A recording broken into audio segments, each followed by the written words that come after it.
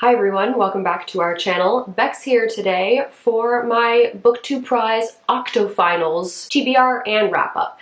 Basically what I decided to do for this is, because we're not allowed to share our thoughts and opinions on the books we read for the BookTube Prize before the specific section is done, I decided I'd do a sort of in-time reaction to the books that I'm reading and then put the video out at the end of it. So I'm going to start this video off with my TBR, kind of quick thoughts on the 6 books that I have to read for my group, and then as the video goes on, it'll just skip to whenever I've finished that particular book, so you can get my sort of instant reactions. Because the time frame for this is 2 months, I didn't want to read a book and then have to try and remember exactly how I felt and the details of it 2 months later after I've read at least 5 other books, if not more. I figured this was probably the best way to do it. I'd try it out. This is my first year participating, so I haven't completely figured out what I want to do, but this is my goal. If you're watching this wondering what on earth the BookTube Prize even is, I will link the intro video down below, but in a nutshell, it is a book prize voted on by people in the BookTube community. You read books that were published in the previous year, so obviously this year we're reading books that were published in 2019. There's a bunch of groups, each group reads 6 books and you rank them from 1 to 6 based on your favorites. And then our wonderful host combines all this data together to figure out which books move forward until we are left with one winner. And this year is even better, in my opinion, because they have a fiction and nonfiction category. Last year it was only fiction, and when I heard that they were doing a nonfiction category for 2020, I definitely had to participate. All right, so let's talk about the 6 books. I am in nonfiction group D. If there was anybody else that was in that group, hey, welcome to my video. Hopefully you liked the books that we had to read. By the way, I'm going to be looking down at my laptop a lot because I've pulled up information about each of the books because I don't have any of them with me right now. The first book that we have to read in Group D is Thick by Tressie McMillan Cottom. I have heard about this book. I have seen it around on BookTube a bit. I don't know much about it other than it is a collection of essays, because the subtitle of it is "And Other Essays." Apparently it's going to be thoughts on race, beauty, money, lots more. I'm kind of excited to read this one. I don't think I would have necessarily picked it up if I hadn't been told to read it, but it's not a very long book, and I do occasionally enjoy essay books. I maybe don't enjoy every essay, but I can usually get something out of it, so that's what I'm hoping with this one. Next, I have to read Catch and Kill: Lies, Spies, and a Conspiracy to Protect Predators by Ronan Farrow. I had not heard about this book at all until it popped up on this list. This book is about exposing serial abusers and people with a lot of power who use their money and their prestige to silence people who are trying to reveal bad things about them. I'm definitely getting some Me Too vibes from this. I'm not sure exactly what stories it's going to focus on, but it looks like this is the untold story of exotic tactics of surveillance and intimidation deployed by the wealthy, and connected men to threaten journalists, evade accountability, and silence victims of abuse. So this book will probably be very angering, but it's got a really high rating, 4.54 on Goodreads with 27,619 ratings. So sounds like it's going to be really good. Next is Maybe You Should Talk to Someone, A Therapist, Her Therapist, and Our Lives Revealed by Lori Gottlieb. I have heard about this, and I specifically heard about it from Olive, from the book Olive. She read this book last year and really enjoyed it. So this one was already on my radar on some level, so I'm very happy to see that it's on this list.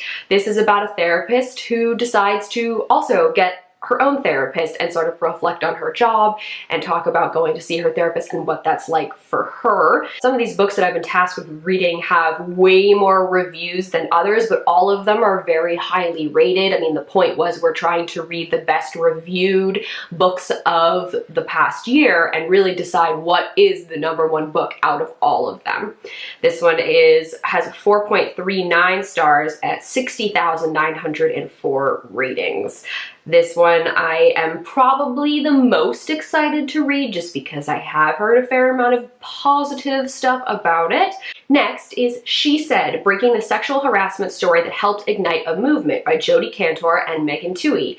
I have also heard of this book. This is by the Pulitzer Prize winning reporters who broke the Harvey Weinstein story. This book has been getting a lot of buzz, not so much on BookTube, but just in the general like book world. I feel like a lot of people have been buying this book. These authors have been getting talked about a lot. My mom, who doesn't read a ton but does like reading, she actually owns this book. So that's sort of a judge of, if my mom owns the book, obviously it's being talked about outside of just like BookTube literary circles and really making a splash in the wider world. The one thing I will say about this is that She Said and Catch and Kill seem like they're gonna have a similar vibe. This one seems to be focusing specifically on the Harvey Weinstein story and the perspective of Jodi and Megan on that, whereas Catch and Kill seems like it's gonna be a bit of a broader idea of just people in general getting away with doing bad things because they're rich and have connections. This might be a little repetitive for me. I don't know. I guess we'll see. It's possible that the technique and the style and how it's told will be so different that it won't really feel like that, but I'm a little nervous that this is gonna feel repetitive.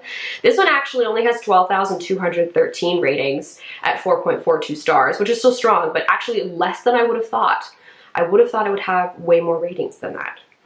Number 5 is The Five, The Untold Stories of the Women Killed by Jack the Ripper by Hallie Rubenhold. This was one that I was actually quite interested in reading already. This one I've definitely heard a lot about on BookTube. A lot of people have been reading it. I feel like the Brits of BookTube have definitely been picking up this book a lot and sharing their thoughts, which have been very positive. This one I also heard Olive talk about as well, and this is about the 5 women that were killed by Jack the Ripper. Normally when you hear the story of Jack the Ripper, you just hear about him and you don't hear about the women. They're sort of pushed aside, categorized as being prostitutes, which apparently not all of them were. This book focuses on those women and their stories based on what we have from police interviews and I guess whatever evidence might have been stored at the time, and sort of building out their lives and what Victorian London was like, what put these women in this situation where they were killed by Jack the Ripper. This is a way to give voice to victims who couldn't really have one back in the day, and I really like that idea, especially because it did happen so long ago. It'll be very fascinating to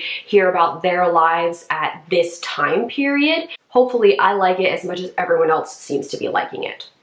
And then finally, the last book that I have to read is In the Country of Women by Susan Straight. This is one I had not heard anything about. I had never heard of it until it popped up on here, so I definitely had to go on Goodreads and look it up. Susan, the author, is a white self-proclaimed book nerd, and then her husband, Dwayne Sims, is an African-American basketball player, and she is a writer, and she started looking into the stories of her husband's family and then also hers, and specifically the women and what they had gone through and what they had done during their time period, their time of life, and it seems like this book is about those women, so telling those different stories and sort of the connectedness of everyone. Really a book celebrating women and what they've gone through and what they can do and have done. So this one I'm hoping it's well written. This is not a book I think I would have picked up at all, just because In the Country of Women, like that, there's no info in the title, there's no subtitle, it's just that.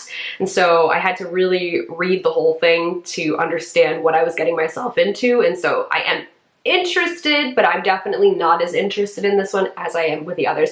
This one is not well known at all. It only has 293 ratings, but I guess the reviews for it in different like magazines and online publications and stuff were pretty strong for it to end up on this list. And obviously people who are participating in the nonfiction section of the BookTube Prize were interested in reading it. From now on, this video is just going to jump to different points in time of whenever I finish the book that I just read, and I want to share my thoughts on it. And obviously as I go along, I'll sort of share where I think the books are going to fall in my rankings. At the end of the video, I'll give you my final rankings because they would have already been submitted by the time this video goes up. I will also link in the comments below the timestamps for the different reviews in this video. So if you only want to hear my thoughts on a particular book, I will make that a little bit easier for you to find. And now to my review of the first book that I finished.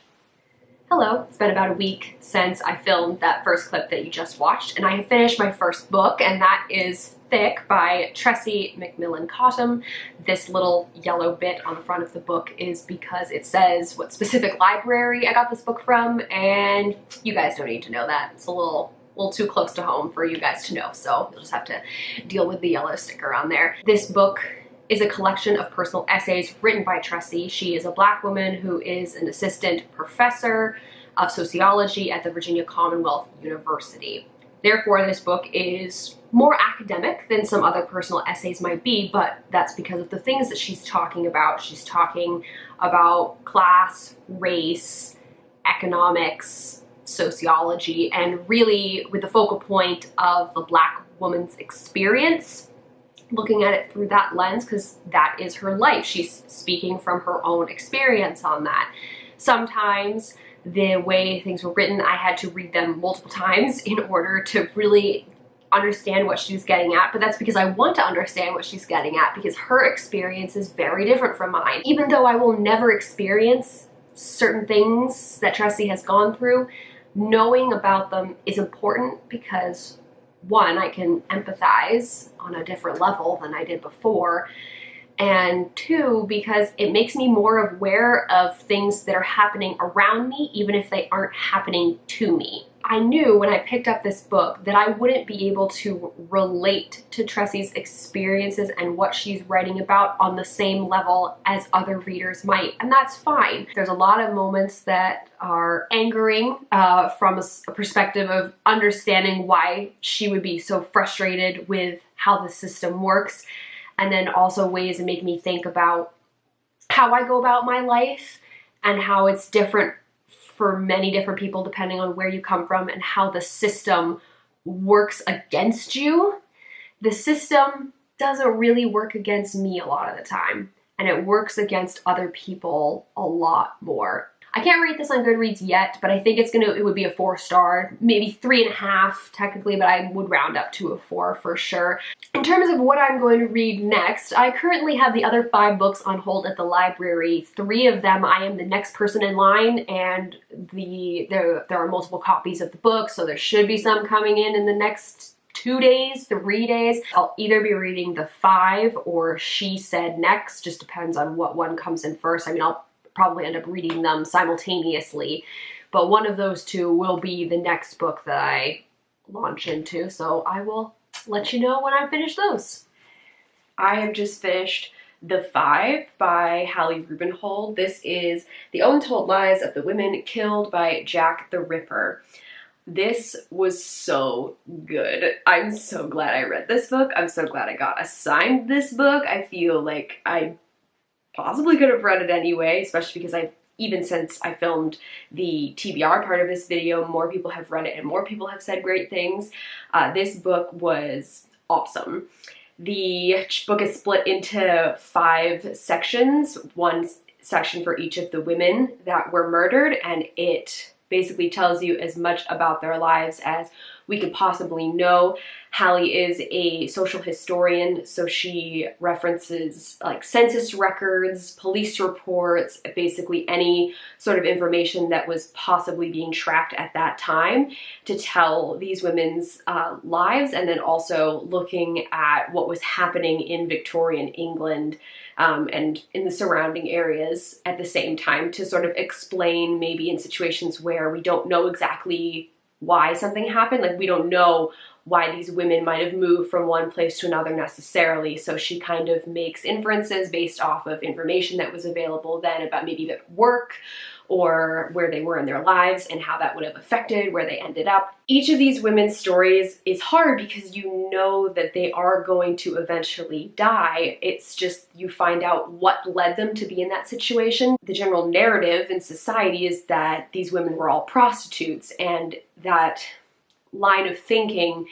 was really started when this actually happened. There was a lot of misinformation with the police reports, and it was easier for society to be okay to get over these murders if they saw these women as not really deserving to be alive in the first place, being a prostitute, someone who's living at the very edge of society, choosing to drink alcohol and have sex outside of marriage. That was not considered a good thing by high society, even though many working class men and women did live together, common law. From the high society perspective, that was not okay. And so they used those ideas to put these women in a certain space that made it okay for them to be murdered, especially because we don't know who Jack the Ripper is. We never figured it out.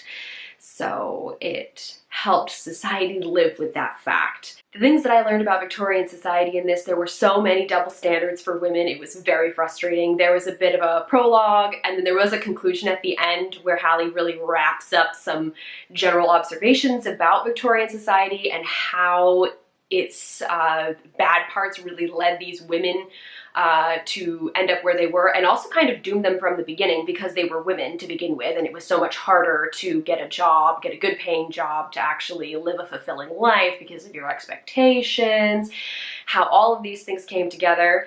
Yeah, it was really frustrating, but that conclusion was so good because it really summed up the anger that had kind of been brewing while I was reading this book the entire time. This book is really fantastic. Like, I don't know what else to say at this point. I mean, I just finished it, so I might have something more eloquent to say by the time this is all finished and I have to rank it, but this is definitely like a 4.5 stars for sure. I'm gonna have to sit on it a little bit longer and see if it ends up being a 5-star, but it is for sure 4.5, and it's so good. If you have been debating reading this book, you should definitely do it.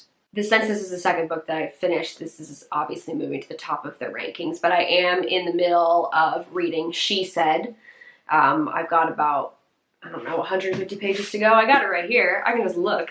I am currently on page 105, and the book is 265 pages before you get into all of the notes at the back and whatnot. So I'm doing pretty well. I'm gonna try and push through more of this today and tomorrow and hopefully finish this up very shortly. I do have Catch and Kill on audiobook, thanks to my sister and her Audible credit.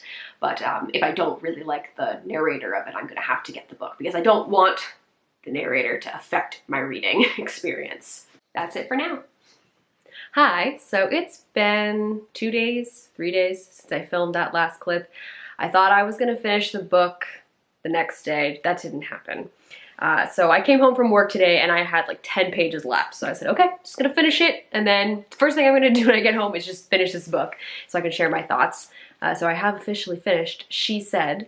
This was a really good book. It spends about 2/3 talking about Harvey Weinstein, really focusing in on what it was like trying to reach out to the different women who were affected by what he did, uncovering all of the non-disclosure agreements, trying to find people who were out of the country, who had experienced things 25 years ago, and then also trying to talk to people who had just experienced stuff within the 2 years of at least when they were doing the initial research. I'm sure many of you are already pretty familiar with this story. I mean, there's still headlines about Harvey Weinstein now, so it's not like I can necessarily spoil this other than maybe some of the finer details.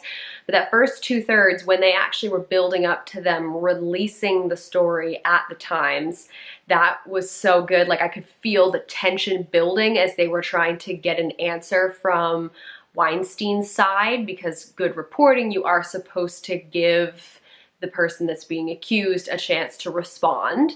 Otherwise, that could come back to bite you later. And when they were negotiating with his team and trying to get a deadline down, and then actually publishing the story, that was all. I was getting those like those jittery feelings. The last 1/3 of this book I wasn't expecting. It was actually about Christine Blasey Ford and her getting up in front of the Senate Judiciary Committee for Brett Kavanaugh's hearing to become a justice on the Supreme Court. That was quite interesting because I didn't really have any behind the scenes stuff, and that was kind of on purpose. I mean, they tried to keep it pretty quiet in terms of whether or not she was actually going to speak.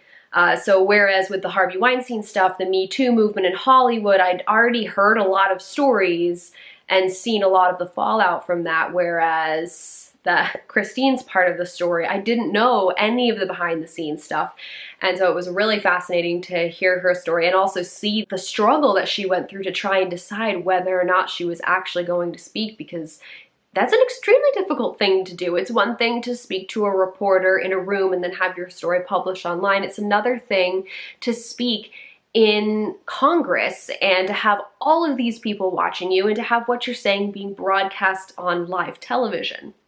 That's a whole nother level, especially because she was much more by herself. There were a few other people that came forward, but they didn't come across as very credible, so they were pretty easily silenced and taken down, whereas her story and her voice was really the only one. I'm really glad that was in here, although it did feel a little odd because the subtitle of this book is Breaking the Sexual Harassment Story That Helped Ignite a Movement, and that would definitely be the Weinstein story in my opinion. Whereas the Kavanaugh, Christine Blasey Ford stuff, that really wouldn't be what I would consider part of this original story, but because there ended up being some connections between the reporters and those women, that's kind of why they wrapped it up all in here together. So it was a little odd, but I did appreciate the fact that the story was in there. I definitely give this 4 stars. It's really good, and it's definitely worth your time. It's 265 pages, so it's really not that long of a read,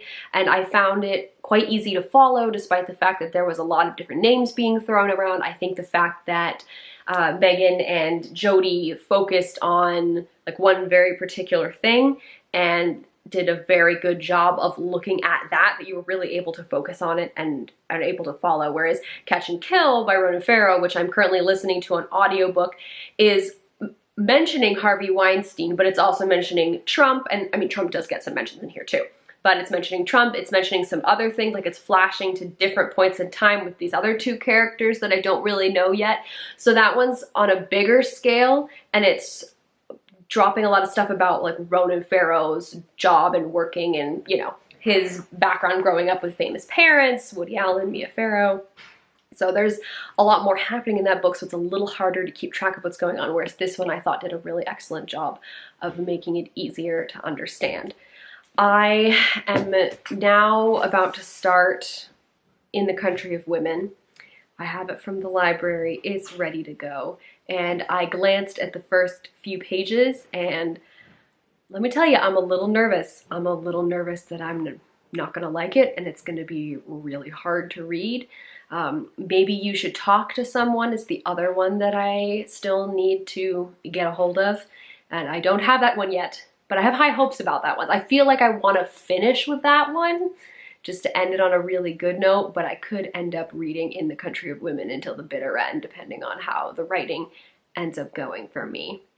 It's been a little bit since I filmed that last clip. We're now into mid to the end of March, so getting close to the deadline, but I have managed to finish another book.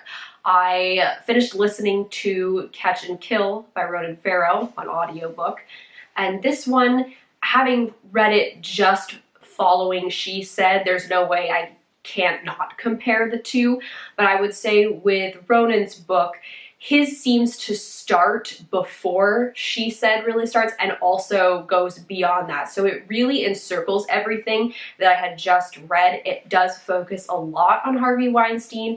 It's at more than half of the book, but it's not all of the book. So there was some repetitiveness there, but I did learn more because where She Said focused, I'd say, more on the women and their stories, their experiences. Catch and Kill was more about the men, a bit about the women as well, because Ronan did interview them and he tells some of their stories, but it focuses a lot on the powerful men and what they were doing behind the scenes, the political moves they were making, the people they were hiring to follow people, intimidate them, and whatnot. Very, very creepy stuff. There's an organization called Black Cube, which is involved. It's an Israeli organization. Like, it goes way deeper than you think. Like, these men try very, very hard to bury these stories. The connections that they have, they use them to their advantage to try and hide things. And so you get a lot more of that in this book. And not only do you hear about Harvey Weinstein, there's also a focus on Trump as well, and also Matt Lauer. The Matt Lauer story was particularly of interest to me only because I didn't really know much about it, and Ronan worked at NBC. Matt Lauer was on the Today Show, so there were some connections there. He knew Matt Lauer. There's also men within NBC who weren't necessarily talent or big names that are also exposed, so to say, in this book.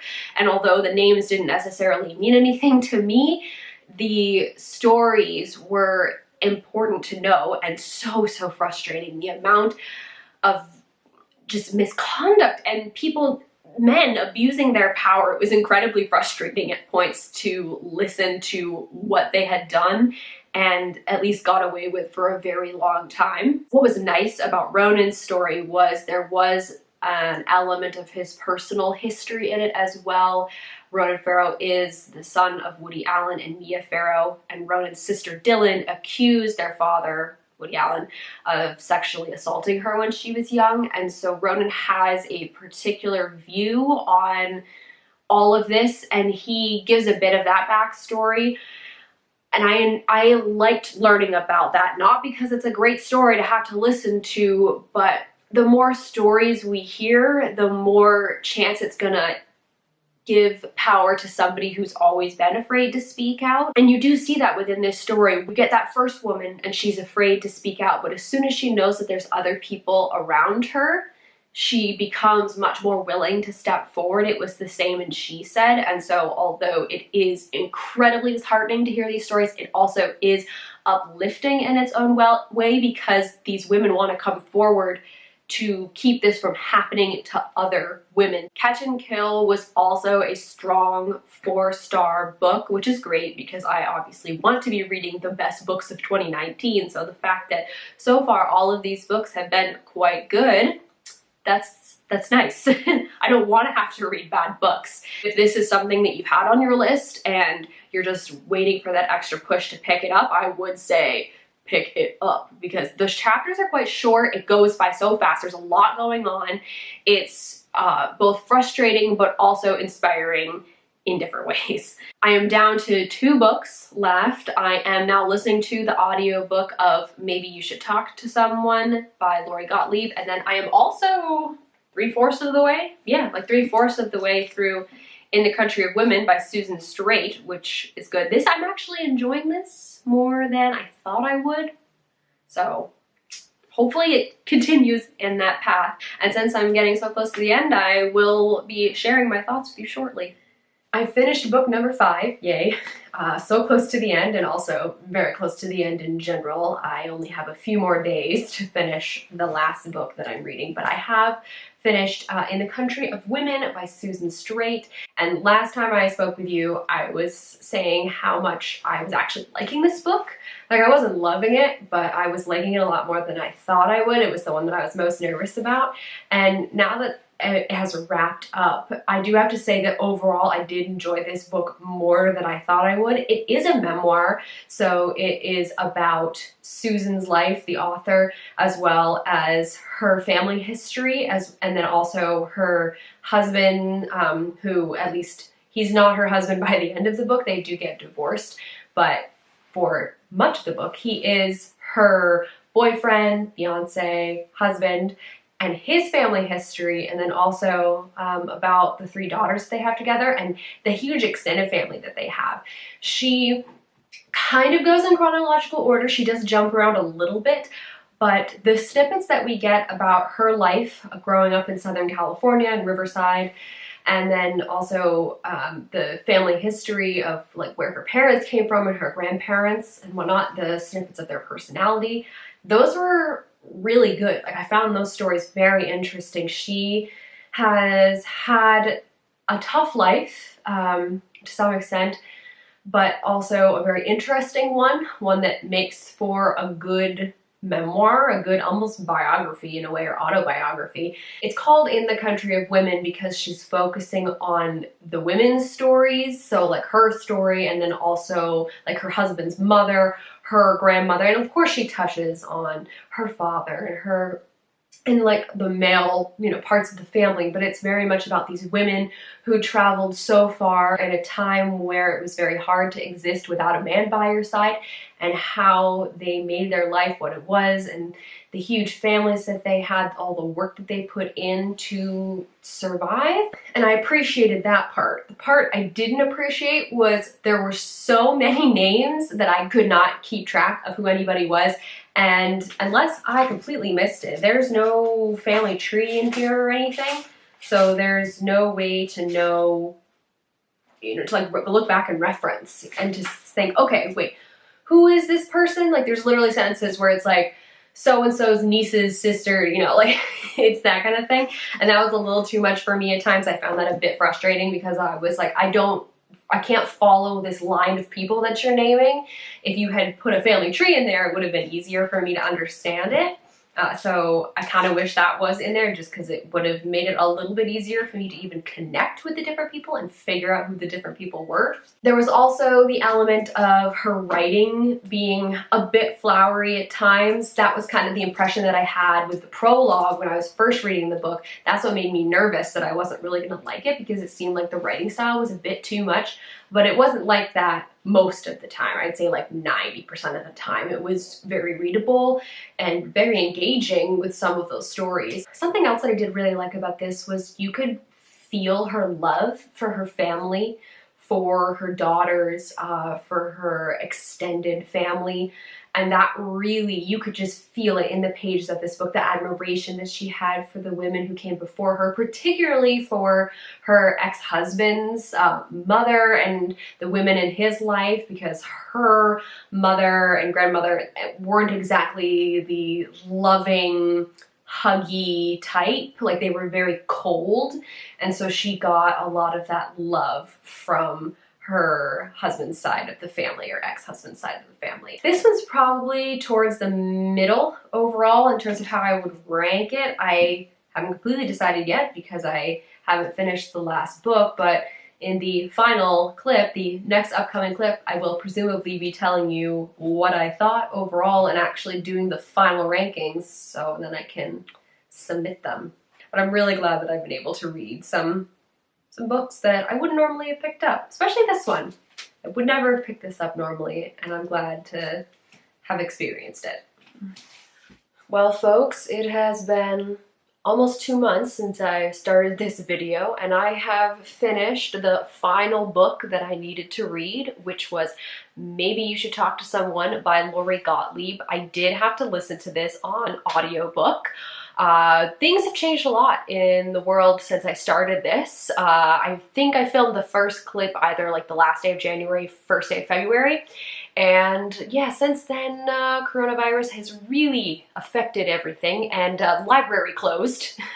That's the most relevant piece for this video. And so I didn't have any chance of getting the physical book. So I once again asked my sister if she would be oh so kind to lend me the Audible option. I told her I think she'd like it too, I really tried to sell it to her, and she let me use her Audible credit for the month. This book was the one I was the most excited about, mostly because I'd heard some good stuff from people that I trust, and unfortunately it wasn't quite as good as I was hoping. There were still moments that really moved me, but there were a lot of other moments where I felt like the author just went a little like too deep into stuff, and I feel like it could have been a little shorter in parts if she had stepped back on some of the stuff. I mean, I think that part that was a little too much for me was her parts, because she does split the time of the book between her life and why she wanted to go see a therapist,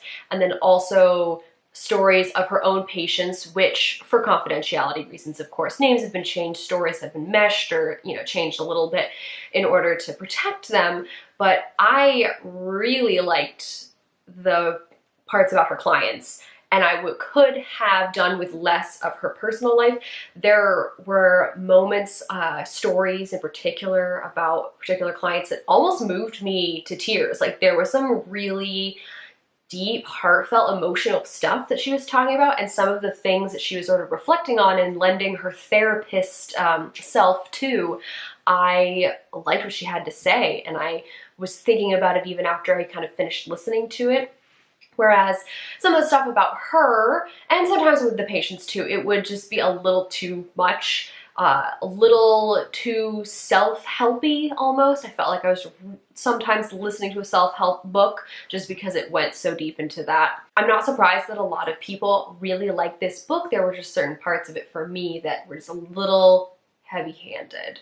Another thing that I really liked at the beginning was her background. She kind of gave a little bit of where she was in her life before she became a therapist, and she lives in Los Angeles, and she actually worked in Hollywood with films and then eventually moved to TV and was doing works with the scripts and stuff like that. And I actually really liked hearing about that part. Not that I didn't like hearing about the therapist part, but in terms of her story, I was actually really interested in her experience working with screenwriters and then also the actors. So I like that part of it, actually. I would have loved a book on that too. I think that would have been really cool.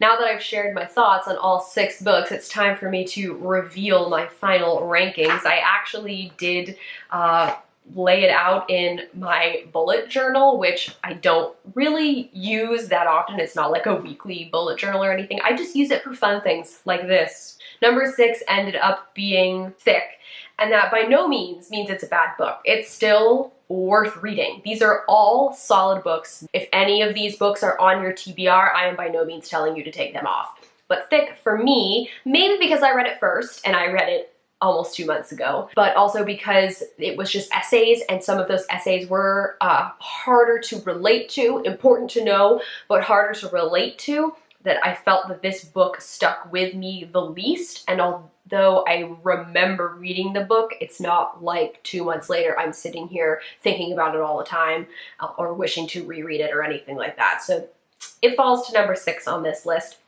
Number 5 is In the Country of Women, which is good for this book because I thought it was going to be number 6, but it really surprised me with how beautiful some of the passages were about her family and how much some of the stories really like struck a chord with me. I really liked the details about her ancestors and her ex-husband's ancestors, and so that kept it from being the bottom one on this list, even though there were some other times where the writing was a bit too much for me. Number 4, this is where I'm going to put Maybe You Should Talk to Someone. I thought this was going to be higher up on the list, but it just, with all the things I just said, it kind of ended up falling more in the middle for me because I was having a real battle between this one and Catch and Kill.